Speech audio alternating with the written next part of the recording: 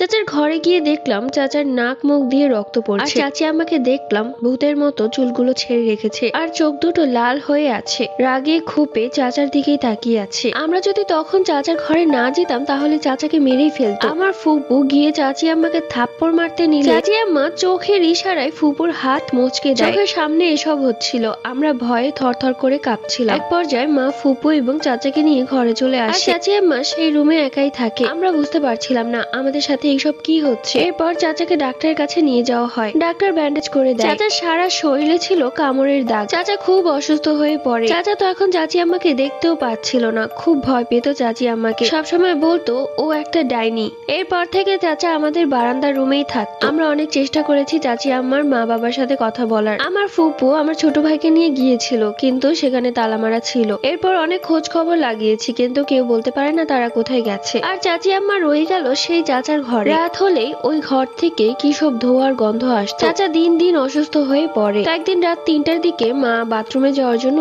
উঠে এসে দরজা খুলতে যাবে, ঠিক সেই মুহূর্তে দেখে বারান্দার রুমটায় যে রুমে চাচা ঘুমায়। চাচা তো ঘুমিয়ে আছে, কিন্তু চাচার উপর উকি দিয়ে কেউ বসে আছে। চুলগুলো সামনের দিকে ছিল, তাই বোঝা যাচ্ছিল না কি হচ্ছে এইসব। আমার মায়ের মনে কেমন একটা ঘটকা লাগে, তাই তিনি সব রুমের লাইট অন করে দেয়। লাইট অন করার পর দেখে আমার চাচি আম্মা চাচার উপর বসে চাচার ঘাড়ে কামড় দিয়ে রক্ত চুষে খাচ্ছে। এই দৃশ্য দেখে আমার মা জোরে জোরে চিৎকার করতে থাকে। চিৎকারের শব্দে চাচি আম্মার হুঁশ ফিরে এবং ভয়ঙ্কর চোখে মায়ের দিকে তাকায়। এই যেন চাচি আম্মা না, নির্ঘাত কোনো পেতনি। এত ভয়ঙ্কর রূপ কখনো কি কারো হতে পারে? এক পর্যায়ে চাচি আম্মা চাচাকে রেখে আমার মায়ের উপর হামলা করতে শুরু করবে। ঠিক ওই মুহূর্তে মা তাড়াতাড়ি করে দরজা আটকে দেয়। চাচি আম্মা দরজা জোরে জোরে বাড়ি দিতে থাকে। আমি আর আমার ভাই জোরে জোরে কাঁদতে থাকি। আমাদের কান্নাকাটির শব্দ শুনে ওই ঘর থেকে ফুপু চলে আসে আর বলে কি হচ্ছে এসব। ঠিক ওই মুহূর্তে চাচি আম্মা ফুপুর উপর হামলা করে। আমরা আর সহ্য করতে না পেরে দরজা খুলে চাচি আম্মাকে আটকানোর চেষ্টা করি, কিন্তু তার এত শক্তি বেড়ে গিয়েছিল যে কেউই তার সাথে পারছিলাম না। আমরা পর্যায়ে চিল্লাচিল্লি করতে করতে গ্রামের লোকজন ছুটে আসে। সবাই শুনলে অবাক হবে যে 6 জন লোক মিলেও তাকে আটকাতে পারছিল না। অনেক কষ্টে সবাই মিলে চাচি আম্মাকে একটা গাছের সাথে বাঁধে। চাচি আম্মার ভয়ঙ্কর দাঁত দিয়ে ফুপুর সারা শরীরে